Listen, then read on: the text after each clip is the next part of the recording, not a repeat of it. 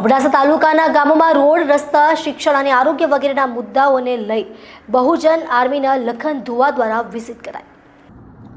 આજરોજ તારીખ 6/2/2025 અબડાસા તાલુકાના અલગ અલગ ગામોમાં બહુજન આર્મીના લખન ધુવા, મીડિયા કન્વીનર માવજી હિંગણા, સામાજિક આગેવાન દત્તેશ ભાવસાર, મંજી મહેશ્વરી તેમજ ગ્રામજનોની સાથે રહી રોડ, રસ્તા, શિક્ષણ, આરોગ્ય અને ખાસ કરીને ખેડૂતોની સમસ્યાઓની ચર્ચા કરવામાં આવી હતી। લૈયારી ગામ તથા આ વિસ્તારના અનેક એવા ગામડાઓ છે જ્યાં હજુ સુધી રોડ પણ બનાવાયા નથી। અહીંના ધારાસભ્યએ પ્રજાને પ્રાથમિક સુવિધાઓ આપવામાં નિષ્ફળ રહ્યા છે, ત્યારે એમના જે તે સમયે પ્રજાએ વોટ આપીને ચૂંટ્યો છે ત્યારે એમની ફરજ પડે છે કે પ્રજાના પ્રાણ પ્રશ્નોના હલ કરવામાં આવે, નહીં તો અબડાસા વિસ્તારના લોકો સાથે રહી મોટું આંદોલન કરાશે એવી ચીમકી પણ ઉચ્ચારવામાં આવી હતી। સ્ટોરી રમેશભાઈ ભાનુશાલી, નલિયા, અબડાસા, કચ્છ।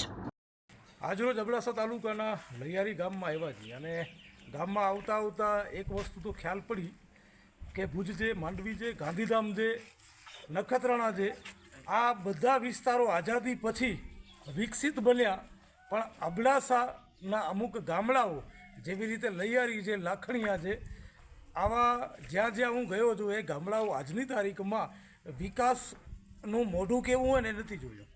અહીંયા કને આવ્યા 4-5 કિલોમીટરનો રસ્તો છે, નલિયાથી છસરાથી લૈયારી આવતા એ રોડની હાલત જોઈ તો એમ લાગે છે કે અંગ્રેજો બનાવી ગયા, એ ચાલ્યા ગયા, એ બાદ છે ને આ રોડ બન્યું જ નથી, એવી હાલતમાં પડ્યું છે।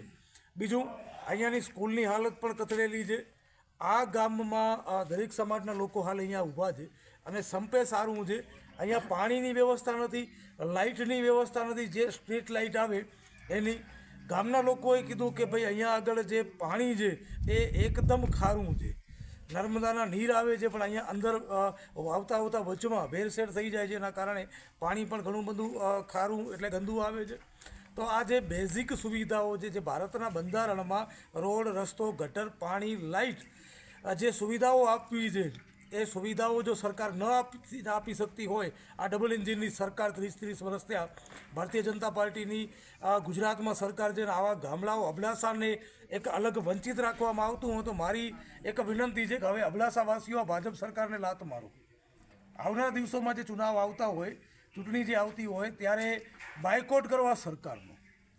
અબડાસાના ધારાસભ્યશ્રીને કહેવાનું છે કે સાહેબ આપ કોંગ્રેસમાં હતા, કોંગ્રેસમાં કામ ન થયા તો આ ભાજપમાં ચાલ્યા ગયા, હવે ભાજપમાં તમારી સરકાર છે, જે પક્ષમાં તમે જોડાયેલા છો એ સરકાર છે, જો હજી તમારાથી કામ ન થતું હોય તો શરમ આવવી જોઈએ આપને, ખરેખર રાજીનામું આપી દેવું જોઈએ જો આપથી કામ ન થતા હોય તો। મારી અહીંયા કને આવ્યા પછી અબડાસામાં નલિયા જે સામૂહિક આરોગ્ય કેન્દ્ર છે એ આંદોલન કર્યું, આંદોલન કર્યા બાદ અમે લેખિતમાં તે સમયે ડૉક્ટરની માંગ કરી હતી ને 48 વર્ષ જૂનું જે બાંધકામ છે એ તોડી પાડી નવું બનાવવા માટેની માંગ હતી। આજે સાહેબે અમને લેટર આપ્યો છે હાથમાં કે એ ઓર્ડર પાસ થઈ ગયું છે નવી હોસ્પિટલ બનાવવાનું।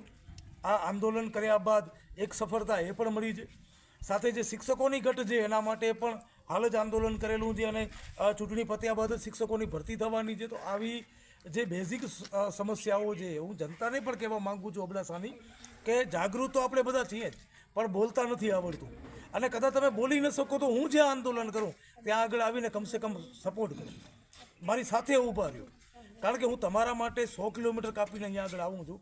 મને કોઈ આનામાં નથી કાંઈ લેવું, નથી કાંઈ દેવું, મારું કામ માત્ર એટલું છે કે આઝાદીના 70-75 વર્ષ પછી પણ અબડાસામાં વિકાસ પેદા કેમ નથી થયો, અબડાસાની જનતાએ વિકાસ કેમ નથી જોયો। કોલસો, લિગ્નાઇટ, બોક્સાઇટ, મીઠું, આ દરેક વસ્તુ જેને કહેવાય કે સોન, આજે જમીની સોન છે એ ગુજરાત સરકારને આપણે આપીએ છીએ, છતાંય પણ ગુજરાત સરકાર શિક્ષણથી વંચિત રાખી રહી છે, ગુજરાત સરકાર અબડાસાને આરોગ્યથી વંચિત રાખી રહી છે, રોડ, રસ્તા, લાઇટ, પાણી જેવી સુવિધાઓથી ગુજરાત સરકાર વંચિત રાખી રહી છે। તો હવે આપણે એક જ કામ કરવાનું છે, આજે ભાજપની ગુજરાત સરકાર છે એમને હવે આપણે વંચિત રાખવાનું છે। અને જ્યારે અબડાસામાં આવી અને કોઈ આંદોલન કરતા હોઈએ તમારા માટે હું કામ કરું છું, તમારી ફરજ બને છે કે